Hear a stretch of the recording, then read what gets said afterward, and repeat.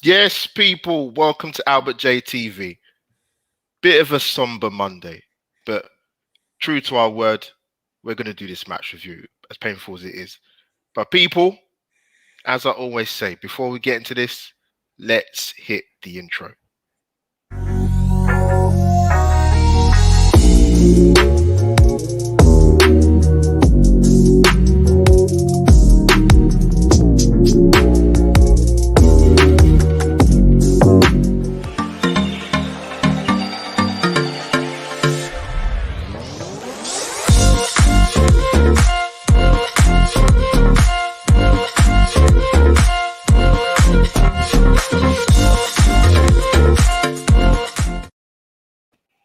Yes, people, we are back. We are live, Albert J TV, match review time.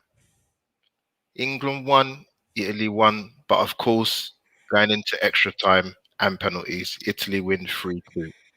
Euro 2020 is over. Yeah, I mean, I've had time to think about it. Big up to my co-host Guna Souls, we've been doing this since June the 11th, and it feels like it's been doing it for longer than we have done. But guys, before we introduce my special guest and we get Guna Souls' little commentary before, you guys should know what to do by now.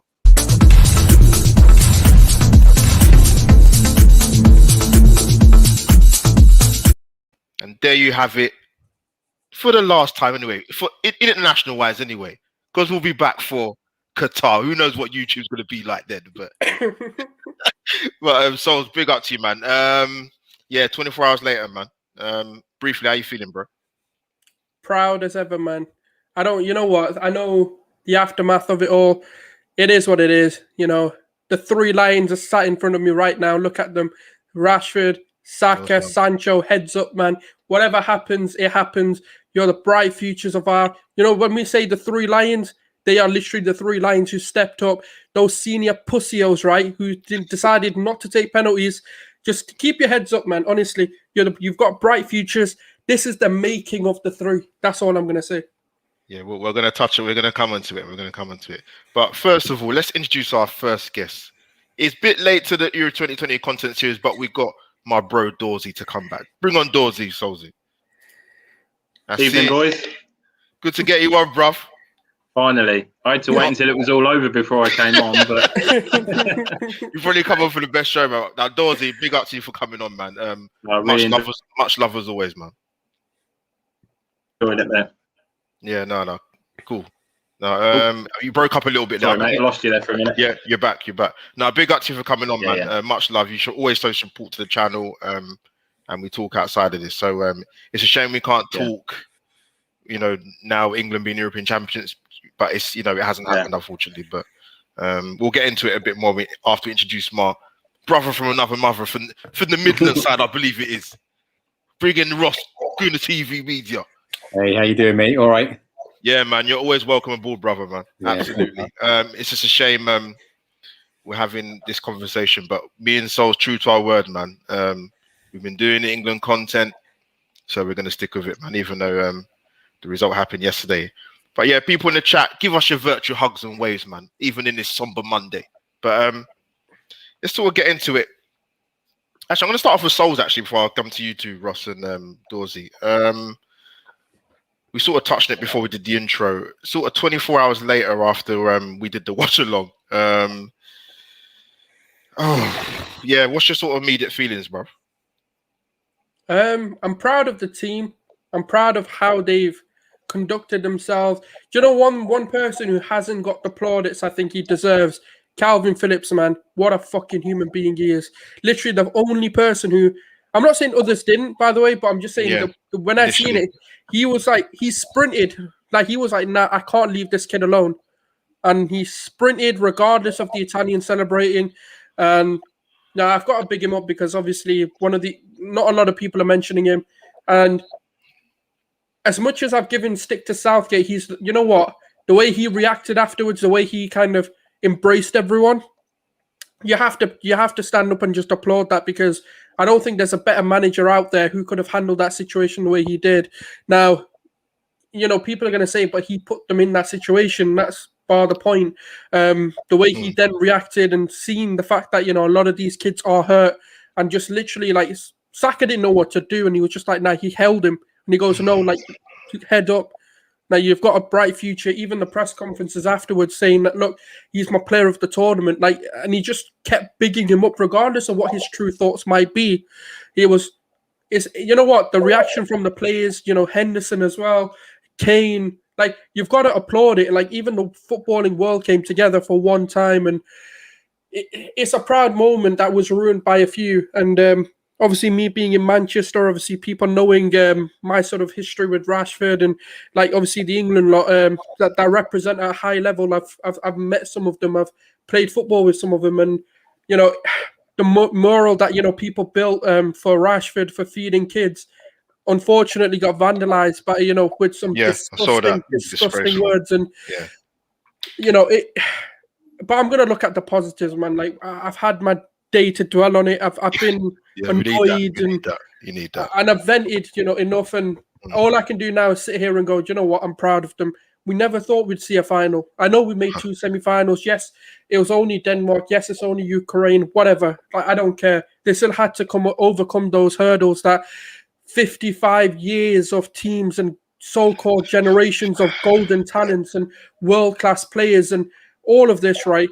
And this was the generation that managed to get to that final hurdle of getting to a final. And they got beat by an absolute immense Italian team that haven't lost in 34 games. Yeah. Be proud of yourselves that you took it to the absolute depths. You had to take them to penalties. That's something you've got to stand up and be proud of, and they fought for it. So that's all I've got to say initially on that. No, well said. We'll come back and touch on some other things as well. People like to smash the like button, and my esteemed guests, Souls, Dawsey and Ross, their Twitter handles are going along the bottom of the screen. So, Dawes, I'm going to come to you, mate, sort of off the bat. Bit of a loaded question, but the team lineup, were there any... I had discussions with Souls. We both agreed that I expected to see at least one change for the final. Not the change I thought it was going to be honest, but did you have any issues with the team lineup? And also to add to that, mate, what did you make of England in the first half? With regards to the team lineup, I did expect there to be a change. I agree with you. It wasn't the change I was expecting to see. No.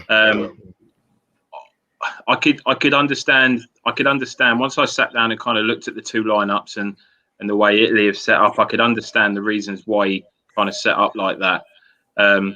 It was a bit frustrating, really, because he brought Saka on obviously later in the game, and he kind of went with the lineup that we kind of started the previous games with, which worked. And I think that kind of we looked a bit better there. But in terms of the first half, listen, early goals are great, but there is such a thing as scoring too early. And actually, I think unfortunately we may have because it changes your whole game plan. Whether you concede early or you score early, it changes your game plan when you score or concede in the first 5-10 minutes. And it was I kind of felt like we scored a bit too early. And we kind of the first 20 minutes I thought we were really good. We were knocking the ball around really well. Italy they just couldn't handle us. I thought Kane especially was immense in that first half, especially the way he was dropping deep. He was winning the ball back. He was holding it up. He was playing unbelievable passes as well. I thought he was immense amongst other players. But yeah, first 20 minutes especially, I thought we were brilliant. Would have been nice to have got a second goal. I think that would have settled us down. But then after that, I think Italy really started to come back into the game. They kind of figured out a way of playing against it. And just touching on what Sol said, I think obviously as England fans, we've gone through a lot of emotions over the last 24 hours. But I don't want to take anything away from that Italy team. They were my team from the start. When I watched the first couple of games, I thought they're going to be there or thereabouts. And I thought they were pretty special throughout the whole tournament. And yeah, if you're going to lose, then lose to the team that you kind of you can take your hat off and say, you know what, you deserve to win it. So state that. But yeah, first half I thought we were all right. Second half really slowed off, no tempo, really slow movement. It was a shame, really. We couldn't keep up the way we started the first half, really. Yeah, before I come to Ross, sort of the same question. Would you? I know hindsight's a beautiful thing, and a lot of sort of this review is going to be a little bit about that. But obviously, at the time, what me, Souls, and probably RJ felt at the time, but sort of at the time and on reflection, knowing that Italy were missing arguably the best fullback in the competition at Spinazzola, I just felt. And I'm saying this more so on reflection because everything's been on reflection. I just felt you could have hurt them in the wide areas, man, by starting Saka and starting Sterling. I just think I know they had a fantastic start, but would you surprised Saka didn't start, or did you kind of understand why he brought in Trippier? I understand it the way he kind of changed the lineup. I didn't so much understand the personnel change because I think, and listen, I think people watching this might think we're biased because it's Saka and we're all Arsenal fans, but that's not the case. He has well and truly earned his place in that starting lineup. Yeah. So I was disappointed to see him dropped because not only because I didn't think he deserved it, but actually because I thought more than anything he could bring something to the way we wanted to play. And like you said, the way he drives forward, and I think there's reasons why he's kind of not gone with Sancho and Grealish as much as maybe what people expected to at the start of the tournament. Neither of them two really are great defensively, not only in work rate, but also the quality of the way they track back and the way they defend. Whereas Saka, the way he's kind of the development he's had at Arsenal and the different positions he's played, he gives that to you in buckets. He gives you everything. He gives you energy. He gives you drive forward. He gives you defensive stability. Give you defensive qualities. Positional play is unreal, whether it's moving forward up the pitch or defensively. So, I was disappointed to see him dropped because I thought it would have been different maybe had he played. We certainly would have been a lot more dangerous going forward, I think. Yeah. No, well said, Dorsey. Ross, my bro. Sort of with the first stuff, obviously we learned before the start of the game that Foden wasn't even fit enough to be on the bench, which was a shame because I think I say he would have made a difference, Ross, but I'll be honest, mate, watching that game from the last 15 minutes of the first half, the entire second half, even extra time, that was a hard watch. I think even he would have struggled to make an impact in that. But yeah, wait, same question, sort of, what did you make of the first half? And also, one thing I've been critical of England throughout the entire tournament is I don't have an issue with you recycling possession and going back towards Pickford, but they was insistent on doing that through the entire competition. And to me, there was too much sideways passing. Like I keep saying to people, I'm not talking about fullbacks flying down the pitch and your midfield players bombing on and vacating space. I'm talking about just simple forward passing. There were a couple of times Maguire done it. What's the worst that can happen? You lose the ball. You win it back again, you recycle it. But am I wrong to say that, or did you see it a bit differently in terms of England's possession after 20 minutes more so in the first 20 minutes? No, I think you're right, mate. I think England seems to lack a bit of positivity going forward. It seems like even with Southgate's tactics, myself, I thought it was very safe. The personnel he picked were very safe. He only ever used Grealish as almost like an American football team uses like a goal kicker. Yeah.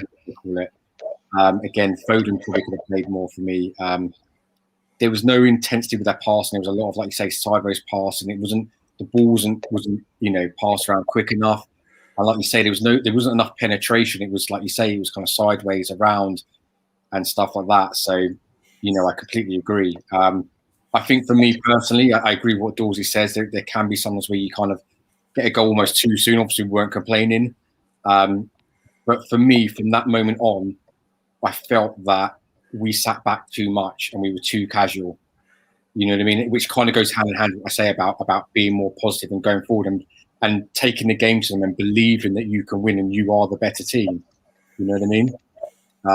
That was a lot from what I took from the game. And I remember saying about 3 or 4 times, if we keep doing this, only a matter of time before Italy score, we were just inviting pressure and more pressure. I mean, I get Italy a good team. They've got some great players, but if I'll be honest with you, I wouldn't swap half our players for theirs. I really wouldn't. I mean, Grealish, Kane, Foden, these guys, they walk into any team, if you ask me, you know. I mean, people have been going on Twitter about, oh, you know, Man City could have Kane, Foden and Grealish as a forward lineup, you know, next season. So, you know what I mean? I just felt like they lacked the belief, they lacked the positivity, and all them things we've kind of just said. We felt we kind of got that goal too early, and we kind of almost got a bit nervous, you know, lacked their belief. That's the way I feel anyway. No, well said, man. So I'll come to you, and you would pose a question to the my bros Dorsey and Guna TV. One of the things for me is I look at Southgate's substitutions throughout the tournament, completely reactive. Yeah. And it was highlighted more so yesterday. And I said this before, and I said this after I think I did it for the preview game before the Czech Republic or Ukraine. I can't remember now. And this, I'm not saying this because of what happened yesterday. I've said this is on record. I said this before, time and time again about England. Until England have a coach or manager, whether it's English or even foreign, if they were to go down that route again, until you get someone that is going to be at least 5 to 10% risk adverse, England are never going to win a major tournament. Because Dorsey, Russell, you'll all agree with me. 2002 World Cup quarterfinal Brazil, we go 1-0 up, we still lose. 2004 quarterfinal against Portugal, go ahead again, don't see out the game. World Cup 2018, we go ahead. Same thing yesterday. I wouldn't say Italy would. I wouldn't say they're there for the taking, because I'm not going to be that disrespectful to them, because I think they was my tip for the tournament before the start of the tournament.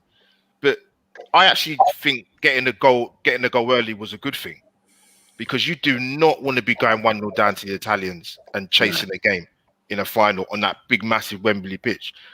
I thought they missed the opportunity to get the second goal. And it's a brilliant first goal, by the way. Luke Shaw had a fantastic tournament. But yeah, so sort of taking it back, like the substitutions, do you agree? And also,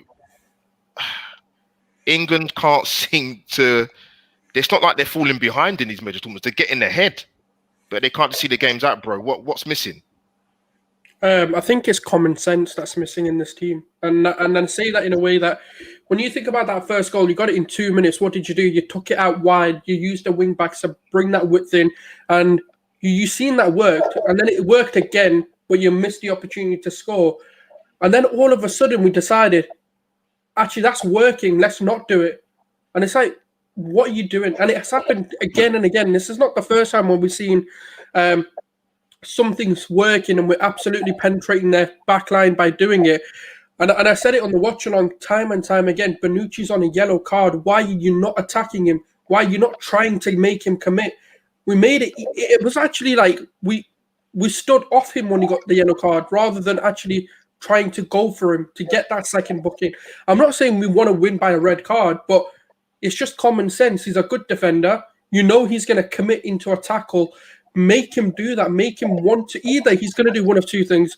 He's either going to tackle you or he's going to foul you and potentially get that second yellow card.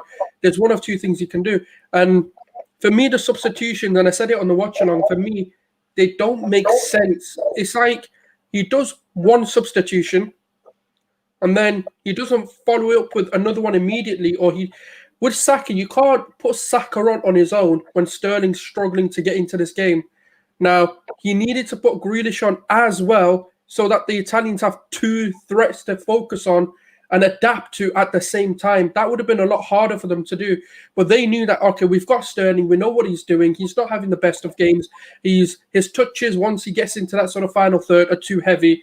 That's fine. We can, we don't need to really focus on him. They know Saka's a threat.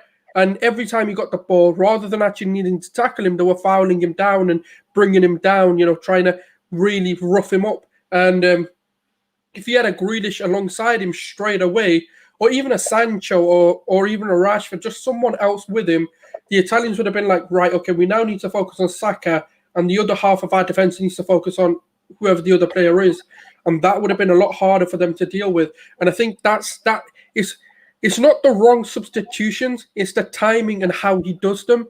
And also, I was screaming for a change to happen before that before we conceded for the Italian. I was like, make it, because I was like, for about, I don't even know when they scored, but all the way throughout, right, we were losing control of the game constantly.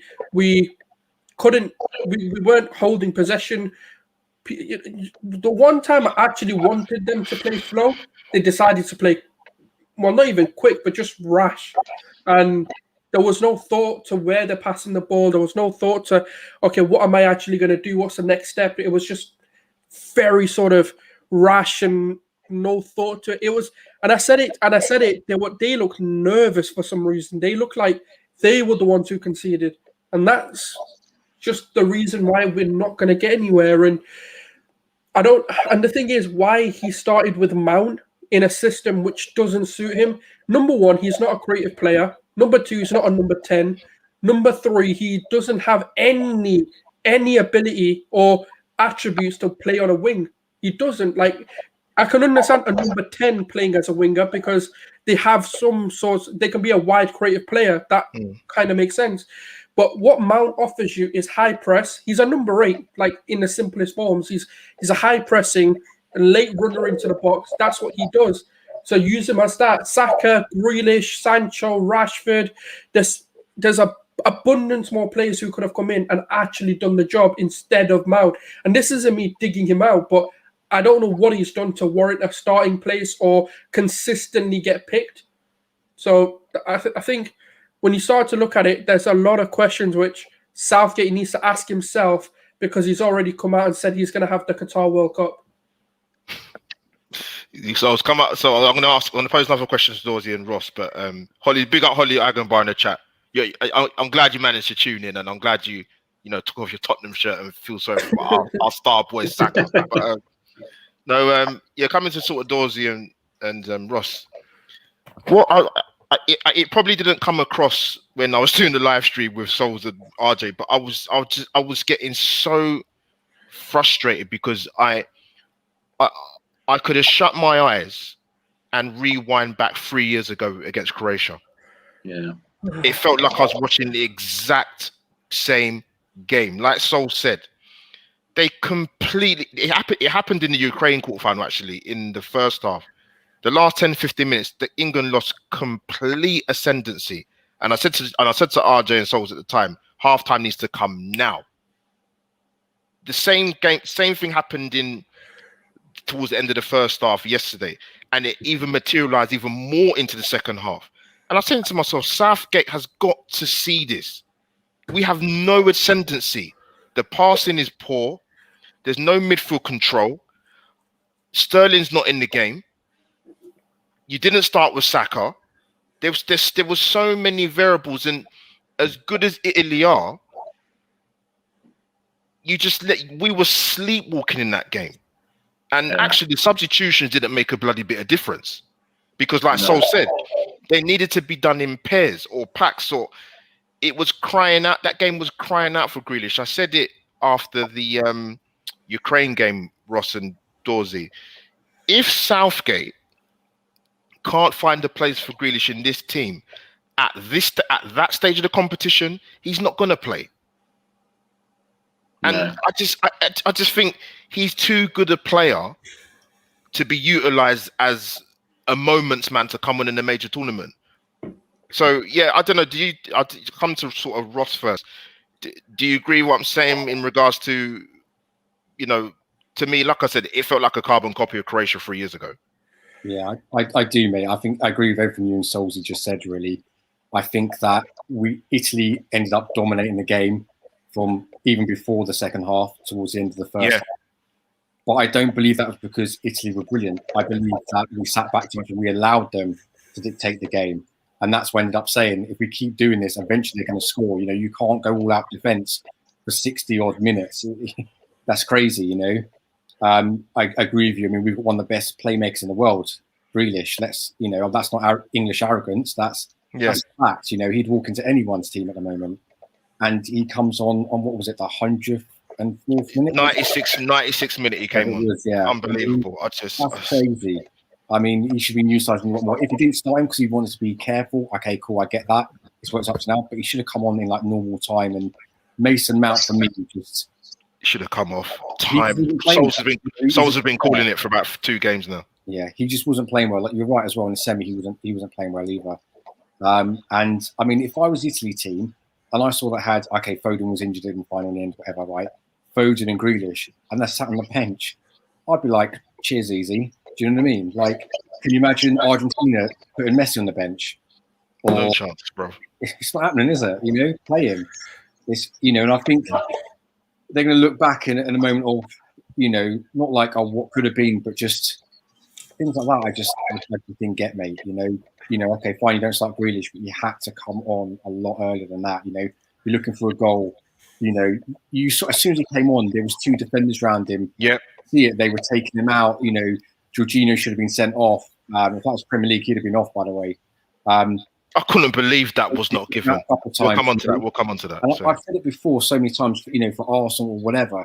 You need a number 10 on the team, someone who can not just pass the ball but create something. As soon as you do that, as soon as you beat a man, another defender has to come out of position, which now opens up stuff like that. You can't just pass the ball to death. So yeah, I agree with everything you guys said. Mount should have come off. Grealish should have been on earlier. We shouldn't have let Italy, in my opinion, dictate the game, and it was only a matter of time before they scored, and eventually they did. No, well said. Sorry, before I come to doors, I'll give a big shout out to my boys in the chat, John Amara and Jay Sproul, my guys, man. Back in the day, man, footballing geniuses. And I'm not afraid to admit that. But so Dorsey, coming to you, mate. Sort of the same thing, but to add a bit more to it, mate. You know what it is, mate. I don't know what Southgate said to them at halftime, because it actually got worse, in my opinion. Henderson come on, it didn't make a difference. Saka come on, 2 men on him, snuffed out. Grealish come on too late. Like I said, the 96th minute, I think he came on. I actually would have taken off Sterling, if I'm being honest as well. And sort of coming on to so let me actually now I'll touch on this. I'll touch on decisions about penalties and that. We'll come to that. But yeah. So what did you make of Do you think differently from what's been put to what I said and what Ross said, or did you see it a bit differently, mate? Well, first of all, let me try and bring a bit of positivity back. We got to the final by conceding 1 goal, so he must have done something right. So before we kind of go on to kind of what Southgate's done wrong, because he has made mistakes, but he's also got a hell of a lot right. That for the Germany game, for example, he's executed that game spot on, perfectly, tactically, personnel wise. He's got that absolutely spot on, and to get to the final with only conceding 1 goal, which was an unbelievable free kick against Denmark.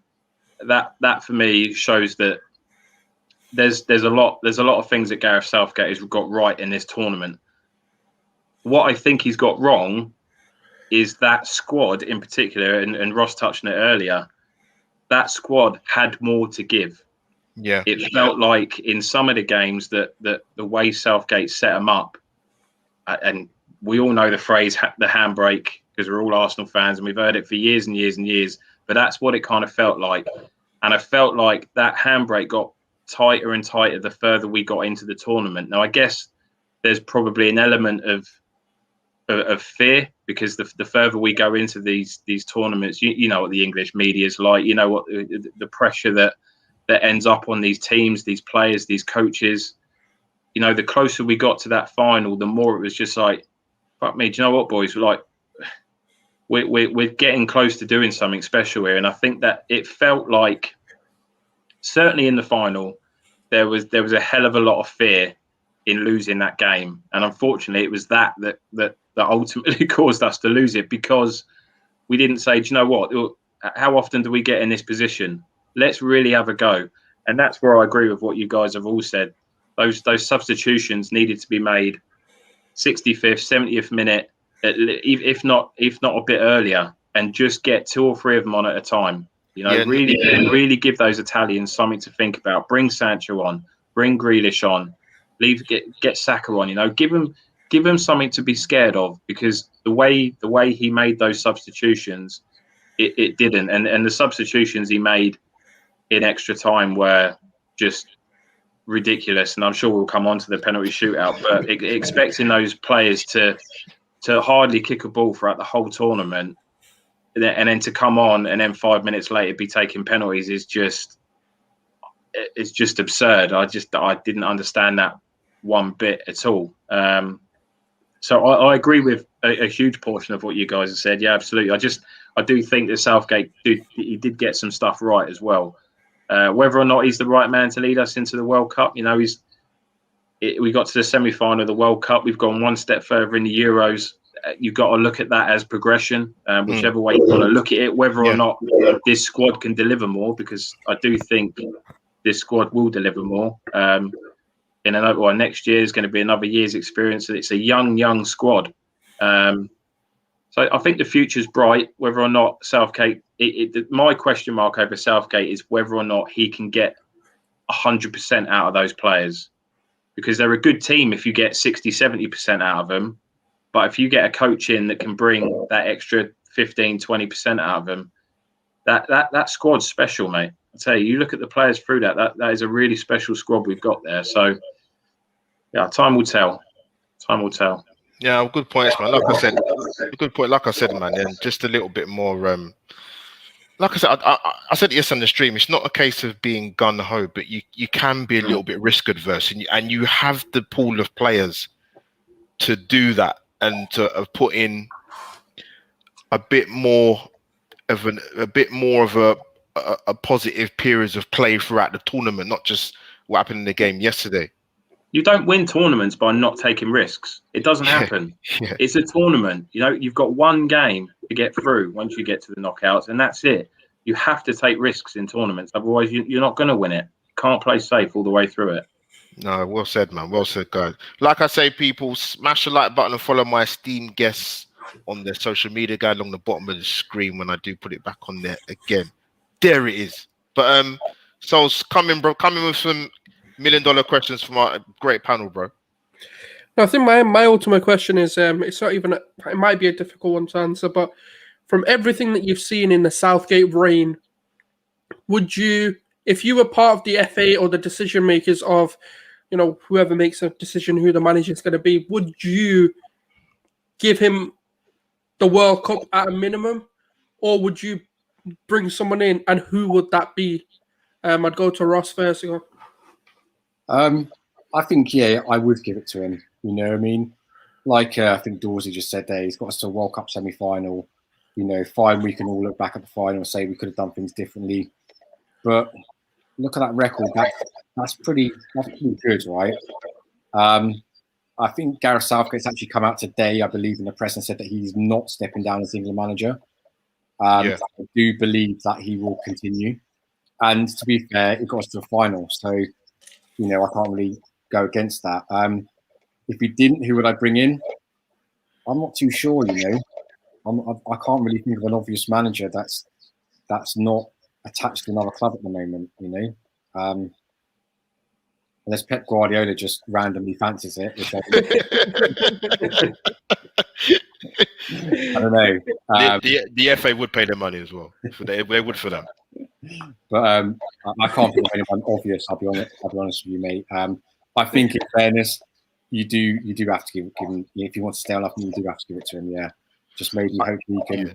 Yeah, maybe just like Dawes said, be a bit less risk averse, and you know, throw Grealish on or Foden, or hopefully Maddison will be fit for the next tournament, and whoever else, you know, and you know, be a bit more less safe. So, yeah. Go on, Dorsey, come in, bro. Yeah, I would give him the World Cup. I haven't seen enough in the last two tournaments to suggest that he hasn't earned that right. Yeah. There's been clear progression over the last two tournaments. I didn't expect him for 1 second to step down after getting to a final. I don't see any valid reason why you would. If it was an aging squad, then maybe you would say, actually, yeah, I can't get anything more out of this squad. Maybe it's time just for someone else to bring through younger players, for example. But it's a young squad. If we can keep that squad together and add to it over the course, well, obviously the World Cup's only next year now, so we haven't exactly got that long to wait. So, and I think actually not giving him the World Cup would probably do more harm than good. Only having a year to really get to grips with those players, and obviously you've got all the league season that happens in between that. He's not going to get a great deal of time with the squad to really prepare us for a World Cup. And these players are going to be getting into the age where they not their peak, because they're going to have another tournament after that, or probably two. But it's I don't see any reason why you would change it now. For me, it doesn't make sense. I don't think it would benefit anybody in changing the manager now. I do think that depending on the success of the World Cup, then you reevaluate it. You've then got a couple of years before you got the next Euro, so you kind of see where we get to next year. And if again there's clear progression, then maybe you keep on. Southgate, for me, if you put him in a Premier League team, he would fail. I don't see Premier League club football. International football is very different. And he suits it, for me, from what I've seen. He suits it down to the ground, international football, and for what he's been through as an international footballer, I can't see him ever walking away from that job. I don't see it unless something really horrendous happens. And if they sack him, then that's their choice. But yeah, for me, I think he's earned the right to have another go at the World Cup with the same squad, maybe a couple of different changes. You think people like Bellingham, he's only going to get better over the next 12 months. Mount is the one that I questioned all the way through this tournament. Really, I don't see what he brings, and certainly in the World Cup, the position he played just didn't make any sense for me. But he's definitely got things wrong, but I think he's got some things right, and I think he deserves a chance with the World Cup. No, good facts, good points. I think what didn't sort of really help Southgate is when the FA come out during the tournament talking about giving him a contract. He must have thinking, nah, you know what, you guys have not done me any favors, man. The job's hard enough as it is already. But sort of touch on your question you sort of asked originally. I think for all the years I've seen England managers and how the FA work, there's put it this way. There's a lot of managers that England could have had in the past, going back a long, long way. Even when Cloughie was alive, Brian Clough, rest in peace. There's certain guys that just would never have got a chance as England manager because of the makeup of the FA. And I actually still think that exists now to this day. Whoever's in charge, there's a lot like that. Hence the reason why Roy Hodgson got the job when he got it. To me, he shouldn't. If Roy Hodgson was ever going to get an England job when he got it, for me, it would have been sort of late 90s when his stock was still a little bit high. But, you know, Harry Redknapp was never going to get the job. Brian Clough was never going to get it. There's certain other big characters that wouldn't have got it either, because the FA want... a yes man maybe is not the right term, but it's the first word that comes into my head. So I'm not sure that would happen. Yeah. So, sort of going back to the game now. I thought England conceded a very poor goal. Actually, I thought it was a very, very poor goal when I saw it again today. It easily could have been avoided. But that's what happens when you lose the ascendancy in the game, particularly in the midfield areas. But yeah, sort of looking at obviously we go to penalties. It might not have looked like it at the time when the live stream when I done it was Souls and RJ, but I was absolutely shocked when I saw Saka come up. Not just for the fact that he was actually taking the penalty when he had to take the penalty, because Pickford's made we'll come on to Pickford because we're going to talk about him a little bit later. But I was shocked to see him come up, if I'm being totally honest with you, because I sort of was scanning him in my head quite quickly at the time of thinking, who's been subbed, who's still on the pitch, who can take a penalty, who can step forward. I mean, I heard people say that Grealish ain't taken a penalty in a couple of years and Sterling ain't taken, but I've seen Sterling take penalties. Yeah. Great. Roy Keane summed it up to a T. whatever broadcast you watched it. He said, "There's no way in hell I'm letting a 19-year-old kid walk up and take a penalty in that environment, in a home tournament, more or less, in a final at Wembley." I was baffled. I'll be honest. I was shocked. I was genuinely shocked. So I was going to come to you quickly, Rob, and then we'll go to Dorsey. Because there's been a bit of a backlash from that, man. I don't know what to say, really. I know Greeley just come out and said he asked to take. Yeah, you can ask me, but you should have grabbed that ball. You should have known as a senior player. You should have known a 19-year-old to take a decisive penalty, which is going to win or lose. A penalty shootout. Sterling should have. Being a senior member of who's won multiple major honours, who's been to Champions League finals, who's been, taunted as one of the best English talents right now. Why he didn't grab the ball? Do you know what? Right, I seen a video of Ronaldo, and he said to João Moutinho, he constantly said to him, "No, you're going up to take that penalty. Come on, kid, you've got it." And there was there were younger players, and I'm like, where was that? Where was that leadership? Like, and people have been saying that, look, penalty kick takers are chosen beforehand. And like, it doesn't matter. Right, that this is going to be, firstly, right, Rashford's gone up. It is what it is. Sancho's gone up. Okay, it is what it is.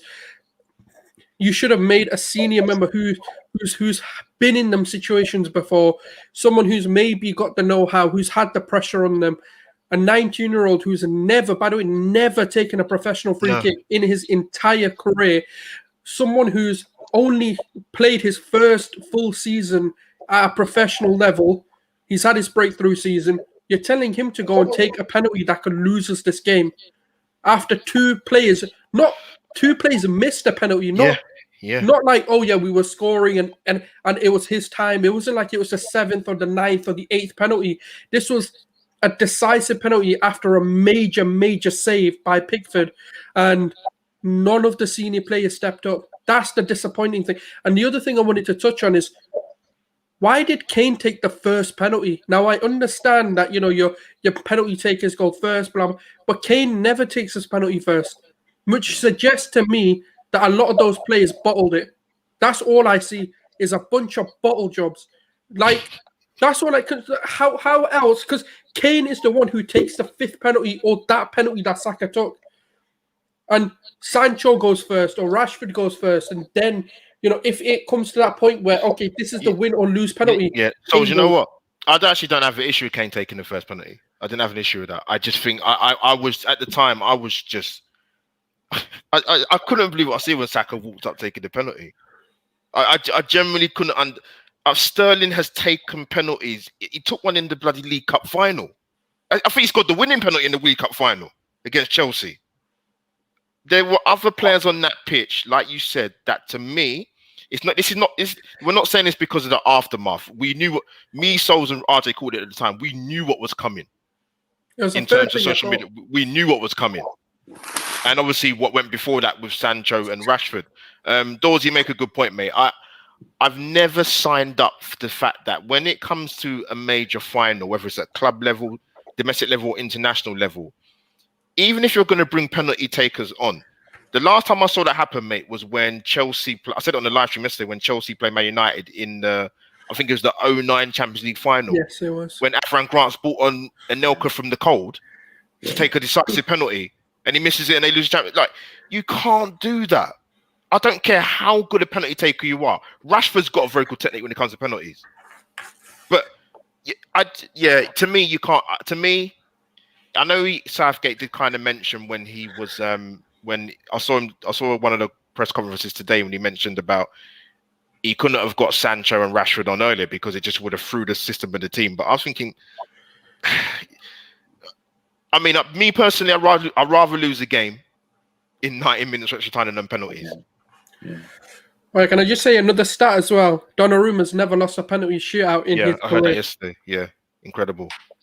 Big keeper. Dorsey, coming to you. I mean, like I said, I was shocked on the live stream when I see Saka coming up. I generally didn't see that happening.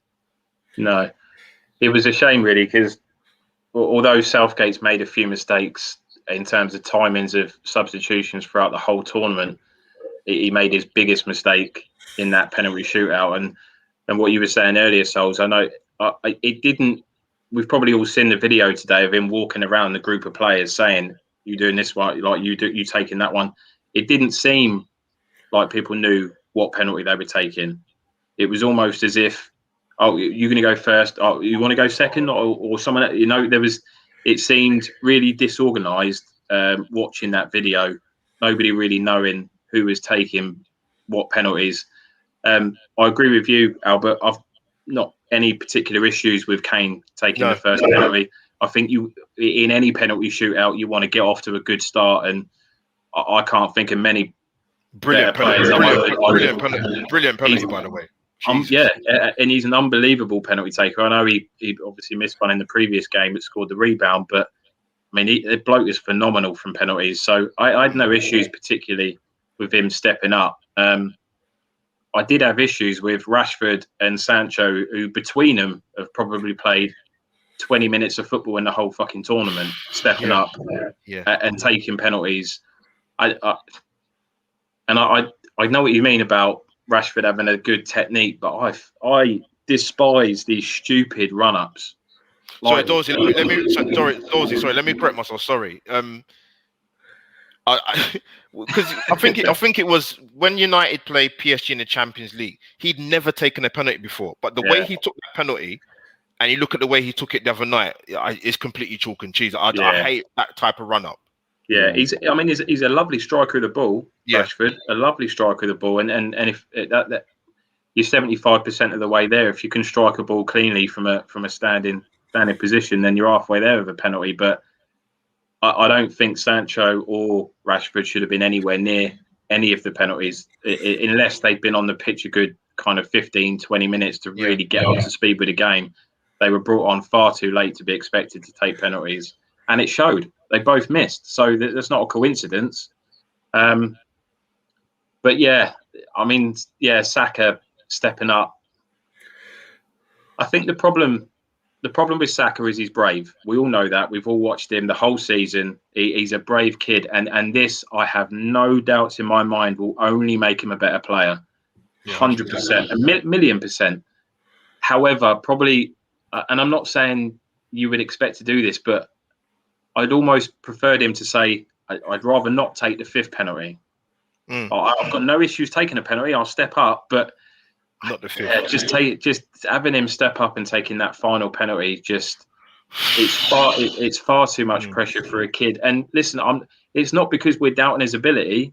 No, but nobody's doubting his ability. For as much of the stupid messages that have been aimed at him today, there's been 100 unbelievable messages and love and support. So it's not because we doubt his ability. The kid can score from 12 yards. I've got no doubt about that. It's just in that moment, at that time, it was just the wrong time to put that amount of pressure on him. Big call. And it is a shame because you have got some other players that were in that squad that could have taken that penalty.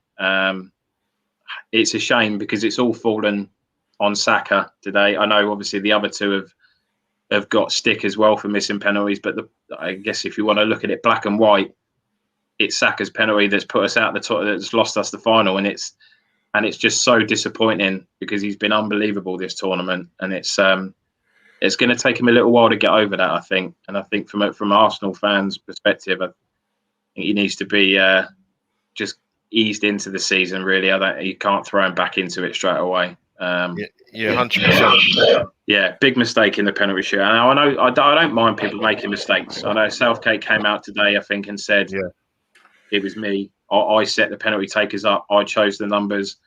We're all human beings. We're all going to make mistakes. If you come out and own it, I haven't particularly got a problem with it to a certain degree. But it's just a shame because we're all sitting here today thinking, what if? What if we'd been a bit braver in the game? What if we'd have pushed a little bit more? But it is what it is, and I guess we move on. Yeah, it was a shame the penalty shootout because he got it wrong from the very start. Yeah, sort of Ross, I'm into you, mate, and sort of the same thing. But before you sort of give your thoughts, mate. I was listening to Jurgen Klinsmann, and he was saying that he more or less saying he did fancy England to win, but he said England need to get the game done in 90 minutes. He said if it goes into extra time, England will not win this game. And he did more or less kind of say that. And I had my concerns. Sort of 24 hours later on, mate, and obviously talk about the penalties as well.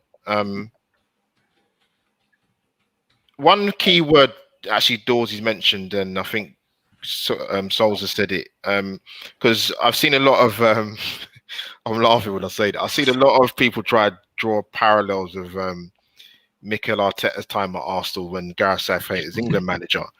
And I say, well, for me personally, it might upset a lot of people. Not really, because one thing you can say about Gareth Southgate is progression.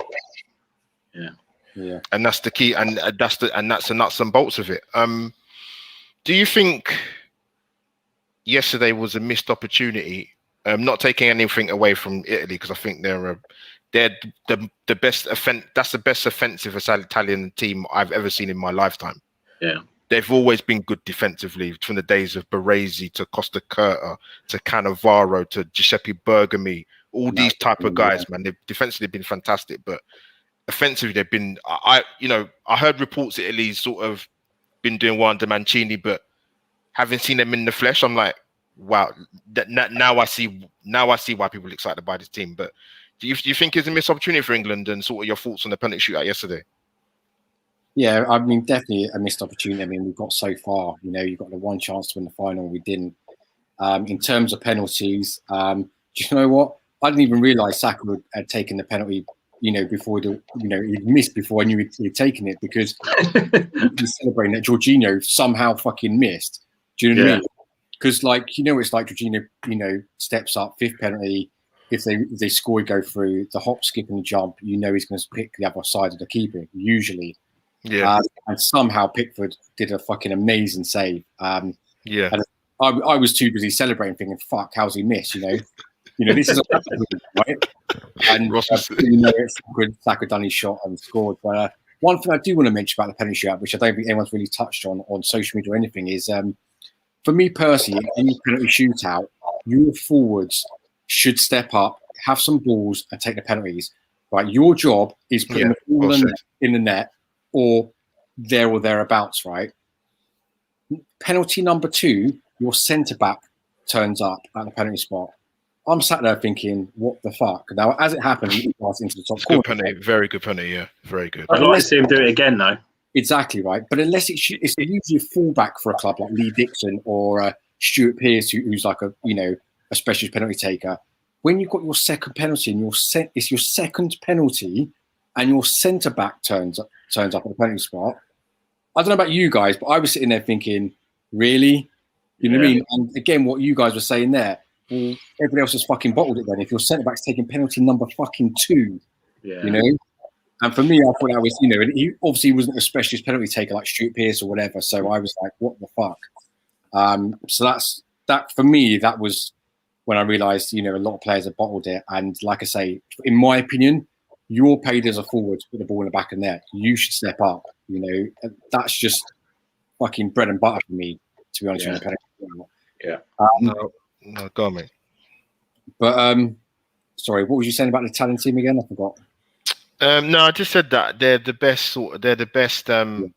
It's the best Italian team I've seen offensively. I've not seen a better team than that, and I've seen a lot of Italian football, national team wise. But in terms of sort of missed opportunity for England, this is going to sound really, really weird, and I only really felt it today.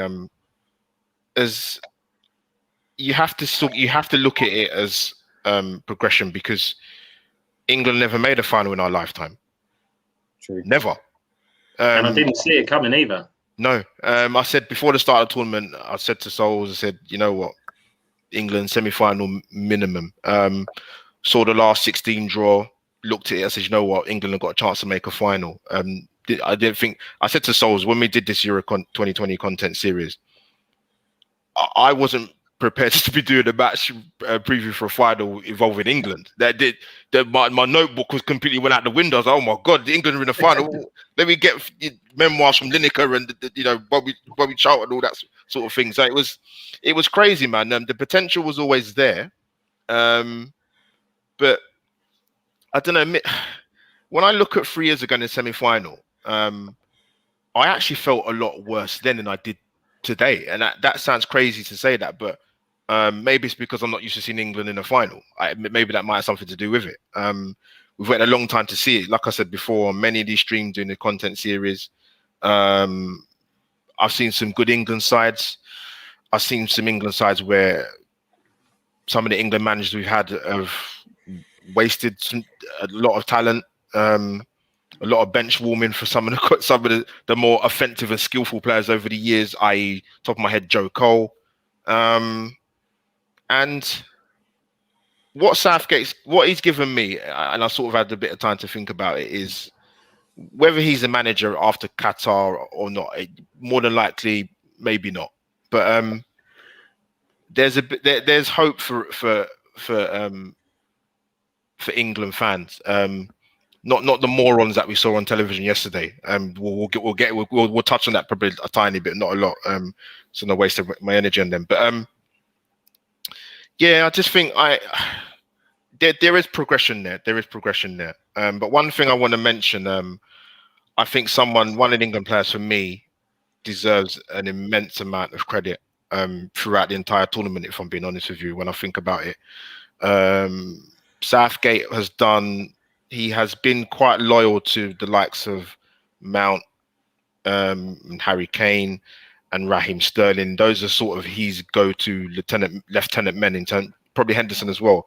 But so I was going to kick off with you, and I'll come to the guys afterwards. This guy, outstanding. To save 2 penalties in a penalty shootout and still lose, that's tough to take, because when you do your job and it's not good enough, that's a bitter pill to swallow. There's been moments, of course, where we've seen the Pickford of Everton, but Southgate has backed this guy to the hills. His distribution is first class for a goalkeeper. People talk about Ederson and boosting him up, but I'll tell you something. Pickford's distribution, playing out from the back, is excellent. That shouldn't be disputed. Like I said, 2 penalty saves in the shootout. He saved the penalty in the World Cup 3 years ago in the shootout. He saved the penalty in the Nations League semi-final against Switzerland. You've got a very good, dependable goalkeeper at international level. And we're not Evertonian, so we don't see him every week. But I think he's been exceptional. And I think I felt for him yesterday, if I'm being totally honest with you. And this penalty save in particular from Jorginho was brilliant. Absolutely brilliant, considering that penalty would have won the tie. So bro, what's your thoughts, man? I said it during the 90 minutes. I feel sorry for Pickford. For him. Yeah. He's been phenomenal. Like him, maybe Sterling were my shouts for player of the tournament. I said Pickford personally. I just think there's so many moments in this whole tournament where he's kept us in the game and given us that belief, and he's tried to make things happen as a goalkeeper, in terms of just trying to boot it out wide and get it up the pitch and make something happen where they can then drag it forward and hopefully score from it. And he nearly saved Bonucci's penalty as well. He was went the right way. It was fingertips away from saving that. It was just unfortunate. He guessed the right way, but just not the height of the ball. That was literally the only thing. And the thing is, Jorginho isn't. He doesn't miss. That's the thing. He's famously. I don't think he's ever missed a penalty or anything. And to save it in that moment, and it was so weird to see after the game where he was like, "Okay, no problem," and then he goes and saves it. Like, the mental belief this kid has, man, it is phenomenal. Think about it, Jorginho, one of the best penalty takers in the world, and you're literally stood there like, okay, you know what? 2 people just missed a penalty. Now it's on me to save this. And he was there convincing himself, no problem. And you can actually hear him say it. And I was like, wow. And then you actually gone and saved it. Wow. Because bar one, I think he went the right way every single penalty. it's fun. Like, it is amazing, man. Like, especially with this stupid rule where you can't come off the line and stuff like that. And it's been a lot harder for keepers to save a penalty, and for him to like make it where it seemed like more natural to him, and he's been solid. I can't fault him really for anything, bar like you said, there were like probably, the thing is, the whole tournament you probably look at maybe one mistake, two, like not even mistakes, but just two moments where absolutely, like the one where he miskicked it. Nothing happened, so it is what it is. And other than that, he's been amazing, man. He's been phenomenal. Like, for me, I think I said it in the shootout. I said, I think, I said it when we did the live stream. I said, you know what? I got a feeling he's going to save a couple, and he did. I just thought the second save was outstanding. I mean, the timing of when he saved that and to get England back in the shootout, exceptional. I think he can definitely hold his head high, man. Absolutely. Dorsey and Ross, thoughts on Pickford quickly, coming to Dorsey? Yeah, I mean, bearing in mind he's come off a poor season with Everton as well. Yeah, he got dropped halfway through the season for Everton. Yeah. So for him to come out of a poor season from his club, I know it's a different atmosphere, it's a different environment, different players around you, so it's almost like a bit of a clean slate. But he has been phenomenal all tournament. I can't remember which game it was, but I know he tried to get us playing very quickly and ended up throwing it to one of the opposition players on the semi-final. I think it was. Yeah, that's the only thing where I can think. Well, I just thought, he was kind of the only problem I've got with. Well, I say problem. It's not a problem. He's not commanding. No, it's not that. He gets himself so hyped up. Yeah. He gets himself so in the moment sometimes. And you just think, mate, just take a deep breath. Just chill just for a minute. And just you see him going mental at defenders. Now, I get that, because you want players to be in the right position and stuff. But sometimes I think he just needs to rein that in a little bit. But I mean, that's not taking anything away from him from the tournament, because he's without doubt he's right up there. Honestly, I mean, if we'd have won the shootout, you could arguably say Pickford was player of the tournament. You certainly wouldn't get many people that would disagree with you if that was the case. So he was that good, and that penalty, I can't recall ever watching a penalty, club football or international football, that was that important. Yeah, and to make that good a save. Brilliant. From a player that is that good at taking spot kicks. It's just phenomenal. It was an unbelievable save. And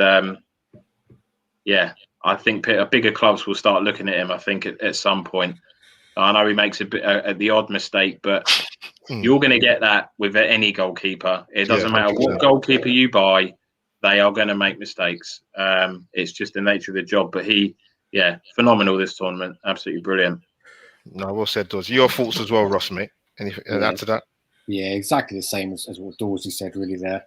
I think his shot stopping was brilliant. He pulled off some amazing saves, not just the penalty shootouts.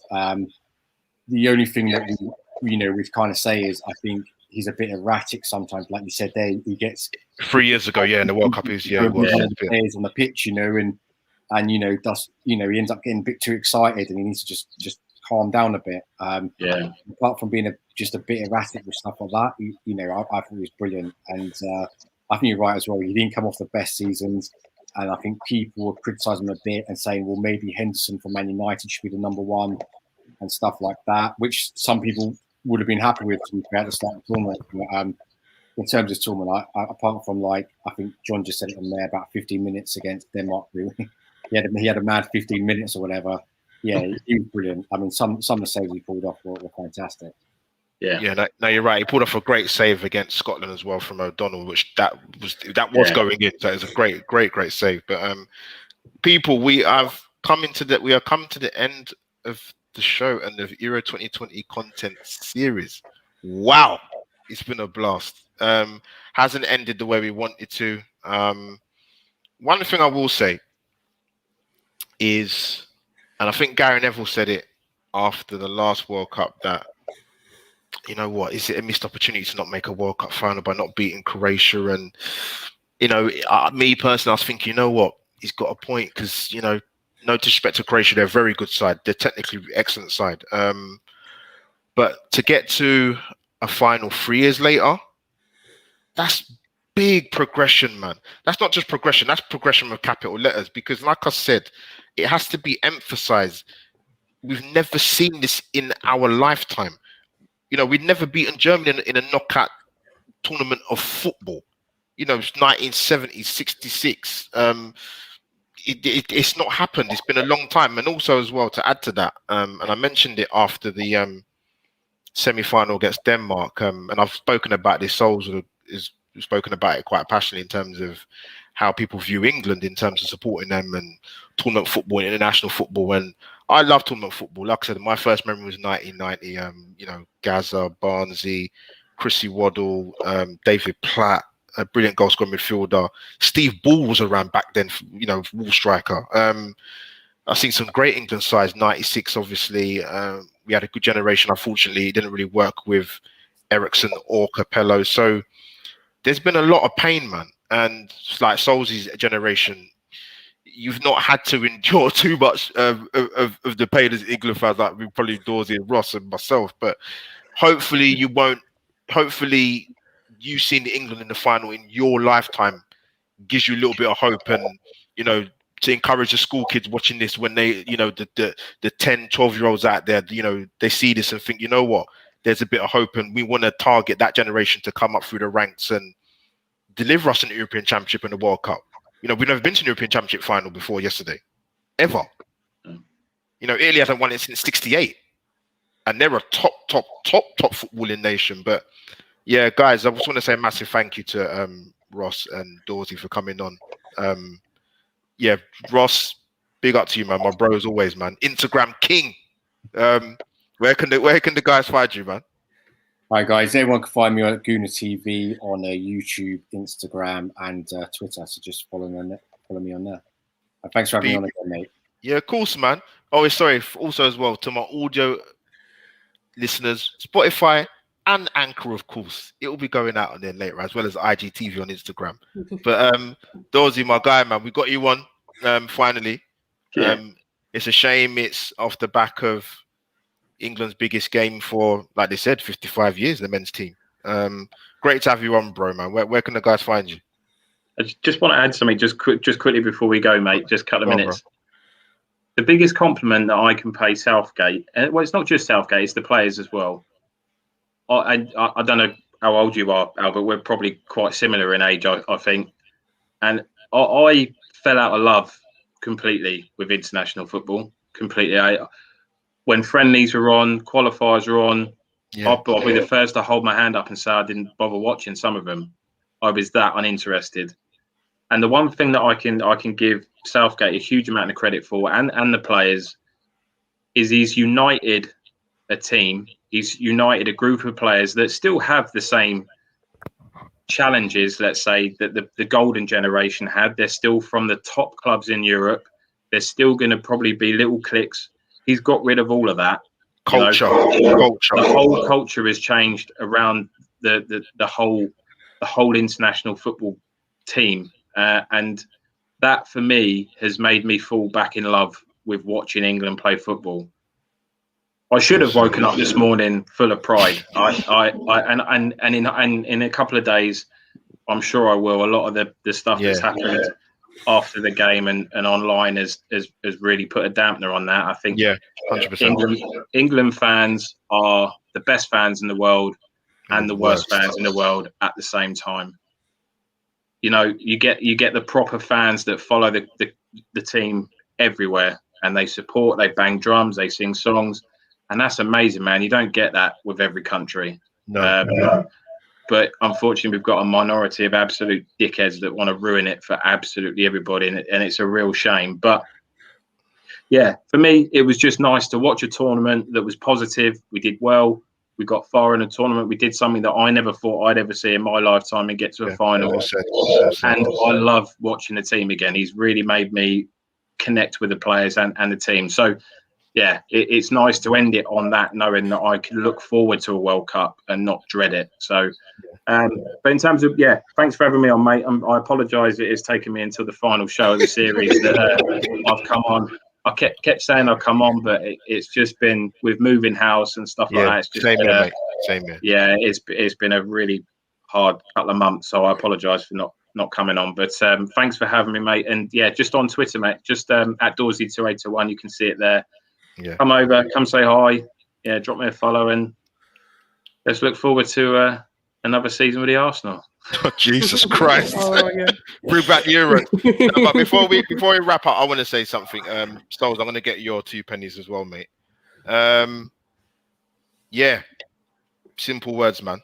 Simple 5 words, 6 words, I'll say, even followed by emojis. But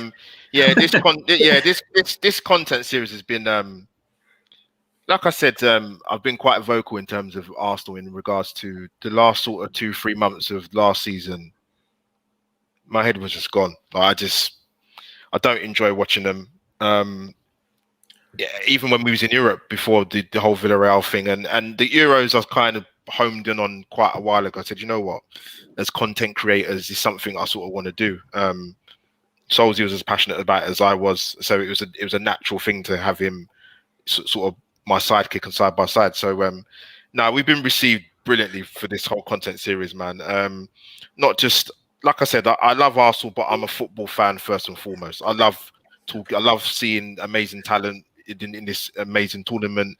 You know, the young guy at Belgium in Doku, seeing the likes of Chiesa for Italy, Damsgaard and Dolberg, and guys Mailer for Denmark, you know, exceptional wing back, Spinazzola. We don't know, we never get to hear about these names because if we watch football, if we watch different leagues every day of the week, we wouldn't leave the house. But no, doing this content series has been amazing, doing it with Souls, and we've had some amazing guests come on, man. Thanks for people, their availability and their time and love for the channel and the whole Euro 2020 content series. It was the break I personally needed away from Arsenal.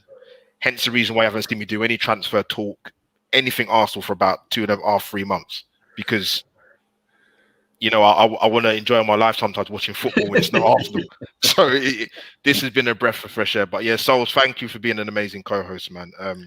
We've had some laughs, there's been passions, the watch-alongs have been. I might clip the last one together, but we'll see. But yeah, Souls, big up to you, man. Thanks for your support, bro. No, it's been a good tournament. Like you said, man, it was a much need. I was looking forward to the Euros just because of how sort of Arsenal were and the decline that we're going through. It's not. I'm not saying like, you know, I know clubs have gone through worse and stuff, but it's always going to be hard when it's your own club, and seeing obviously the whole sort of Super League talk and, you know, football being destroyed, and the year that we've had in terms of just the pandemic, the lockdowns, the COVID, and just obviously like everyone's, you know, some people losing family members, and they gave us a memory that I think forever will cherish. And, you know, and that's how I look at it, man. We've got to a major tournament final in such adversity as well. None of them knew whether the fans were allowed back in or not, or, you know, whether we'd be allowed to even go and watch England play, or watch football for a while. And obviously that's now been confirmed that we should be able to, obviously, as long as people have had, I think, their vaccines and stuff. I think that's the only sort of term to it. And things are looking good, man. And we've started this sort of back to normality with the most unnormal thing, England in a final. And now we're going back to normal, like, lifestyle and everything. So, you know what? Like, this is the first time, like Dorsey said as well, it's the first time where I feel confident. I feel proud of the team that's going to go into a World Cup, that's going into these Euros. Like, I feel like we can do something.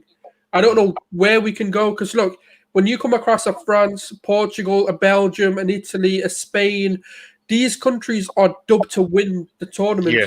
So anything can happen against them.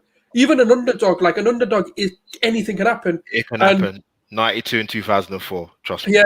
And we're going into it thinking we've got a chance. I don't think we've ever thought that. Without being deluded England fans, like, this is the first time we've actually thought we can go into games and be confident that actually, with logical sense, we can beat any team. And that's what we've got to be proud of, man. We've got a young generation. They're going to be a year more experienced. Sancho, Rashford are going to play with each other in the Champions League. Obviously, whatever happens in their sort of Champions League campaign will happen. Harry Kane's going to have another year under him. He's playing in the conference. Chances are, if they can go win that, that's just the hoodoo. If he stays at Spurs, that is the hoodoo of not winning anything. I know it's a banter cup, but it's something to win, and that can hopefully change everything. The mentality of the team it's just been brilliant, man. It's been an amazing summer. I know it's been ruined by a few, but I'm just not focusing on that. I'm focusing on all the positive, the memories that we've created after such a tough year, and it's been amazing, man, honestly. No, well said, man. And before we go, Sancho, Rashford, and of course our star boy Saka, we love you, bruv. You'll be good. You'll be good. You'll be good.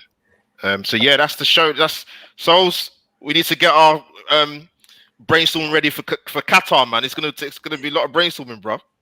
And anyone out there who's gonna fly us over, lads? Like we'll do a travel vlog, yeah. Yeah, sure. Nah. But no, this has been brilliant to do this, man. It's been great guest, great co-host. Guys, like I said, smash the like button, subscribe to the channel, follow my esteemed guests on their social media at the screen, and my Twitter and Instagram handles are above the screen in the overlay.